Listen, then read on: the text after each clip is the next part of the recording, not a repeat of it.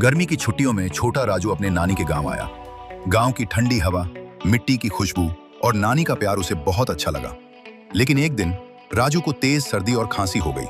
वो उदास होकर बोला, नानी, मुझे दवा नहीं खानी। नानी मुस्कुराई और बोली, बेटा, हमारी रसोई ही सबसे बड़ी दवा है। नानी ने अदरक, तुलसी और शहद से एक खास काढ़ा बनाया। राजू ने थोड़ा मुंह बनाया, लेकिन नानी के प्यार के आगे हार गया। अगली सुबह राजू एकदम ठीक, खुश होकर उछलने लगा।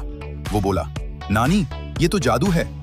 नानी हंसकर बोली, ये जादू नहीं बेटा, हमारे पुराने घरेलू उपाय हैं। राजू ने नानी को गले लगाया और समझ गया, नानी के नुस्खे हमेशा काम आते हैं।